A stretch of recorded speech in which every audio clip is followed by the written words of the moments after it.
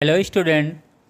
आज हम लोग थोड़ा सा ओमेगा का जो कॉन्सेप्ट है उसे हम लोग सिंपल हार्मोनिक मोशंस में क्लियर करते हैं, राइट। अगर हम इसका डिस्प्लेसमेंट देखें, अगर ये मीन पोजीशंस ओ है और ये कोई किसी टाइम टी पे उसका डिस्प्लेसमेंट मीन पोजीशन से वाई डिस्टेंस पे है और ये जो डिस्प्लेसमेंट होता है हमेशा सिंपल हार्मोनिक मोशंस में away from the mean positions होता है। मीन पोजीशंस क्या है? वो पॉइंट जिसके टू एंड फ्रो पार्टिकल या बॉडी सिंपल हार्मोनिक मोशन में होती है या स्ट्रेट लाइन मोशन में होता है किसी पॉइंट्स के to and fro.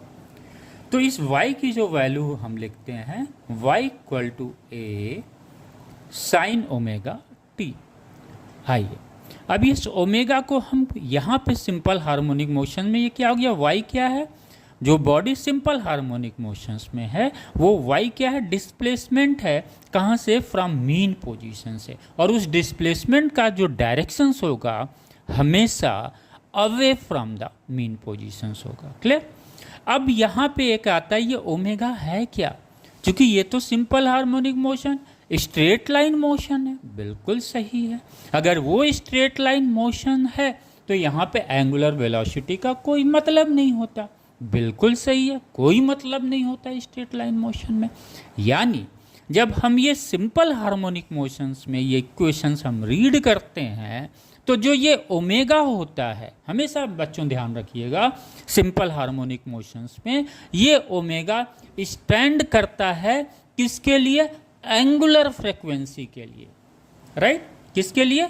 Angular frequency के लिए। जबकि कोई एंगुलर डिस्प्लेसमेंट नहीं हो रहा है सिंपल हार्मोनिक मोशन में, क्योंकि सिंपल हार्मोनिक मोशन किसी पॉइंट के to and fro straight line motion होता है। तो क्लियर हो गया, ये ओमेगा यहाँ पे क्या स्टैंड करेगा? एंगुलर फ्रीक्वेंसी के लिए। तो इसकी फ्रीक्वेंसी क्या होगी? Angular frequency omega equal to 2 pi n. N क्या है? फ्रीक्वेंसी ऑफ द पार्टिकल है विच इज इन SHM। ये n क्या है? फ्रीक्वेंसी है। ये ओमेगा क्या है? एंगुलर फ्रीक्वेंसी है, राइट। इसकी value 2 pi n 2 pi upon t. क्लियर हो गया? यानी हम कह सकते हैं कि जब कोई पार्टिकल्स किसी पॉइंट्स के to and fro straight line motion में होती है तो ये ओमेगा जो है वो एंगुलर वेलोसिटी कंसीडर नहीं की जाती है। तो ये बच्चों बड़ी बारीक वाला पॉइंट है, हमेशा फिजिक्स ऐसे ही पढ़ना है।